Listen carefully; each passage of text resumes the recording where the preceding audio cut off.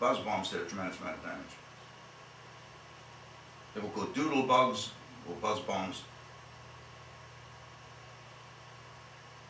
Well, they overran the V2s, the V1s. The next thing we knew, were the rockets came. These were the V2s, the Vengeance Weapon 2. There was no protection against the V2s because you didn't know they were coming. They flew up into the stratosphere and came down with maybe a ton of explosive. The only way that we beat these things, we beat the Germans. But these were terrifying. This is one in flight.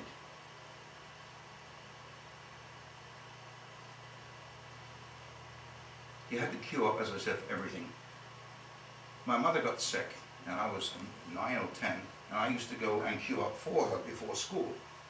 And what I used to do, though, instead of waiting in line, I'd go right to the front and say, please let me through, I have to go to school, and the latest would let me go in. Sometimes. And then bread was rationed, too.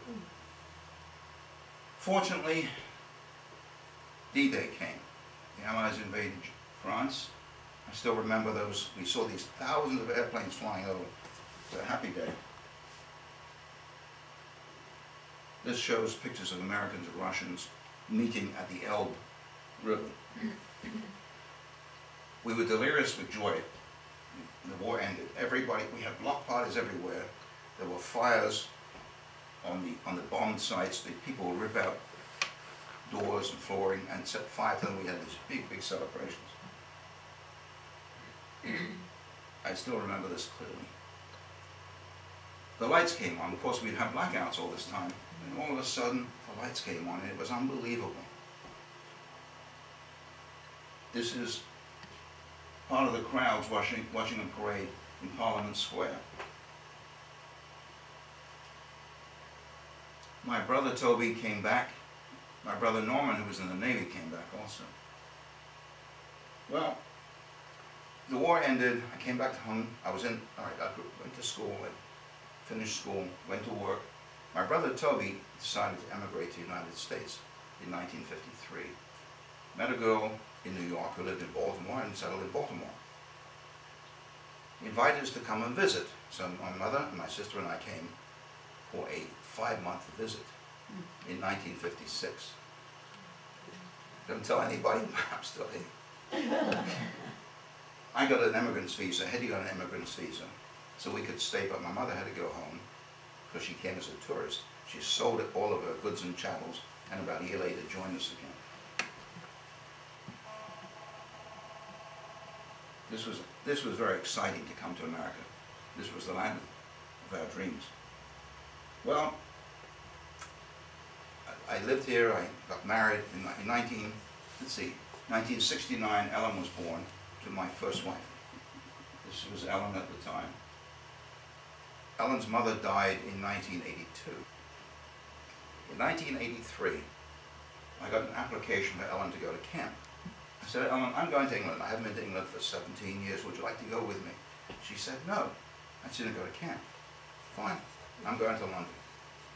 Next day she came home. She said, I changed my mind. All my friends said, I'm nuts. I can go to camp anytime. I may never go to London. So I said, okay, we're going to go to Fordham, and I'll show you the village. And we did. I showed her the place where I swung on the swings, and where we lived, the pubs that we went to. And I left something up. I wrote to Maggie. Remember Maggie, who used to give me a penny? And I didn't know if she was still alive, because I hadn't seen her for 40 years. I wrote Maggie Blythe, Fordham, Cambridgeshire. That was it. And she found it. It found it. And she wrote to me, she said, yes, I'd love to see you. So I took her to Fordham, we had lunch, and then we went to see Maggie. This was Maggie. She invited us in. She was happy to see us. After all, it had been 40-some years since I'd seen her. And we talked about the old days, about Aunt Ada, who had died, who was still alive. She said, I still have the same bicycle I had in the 1940s, but I did buy a new basket for her.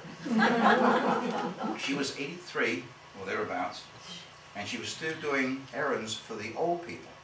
Well, she made us tea, and she made us some of her famous cake. And when it was time to leave, we kissed. And she gave me this penny. Oh, isn't that nice? Isn't that nice?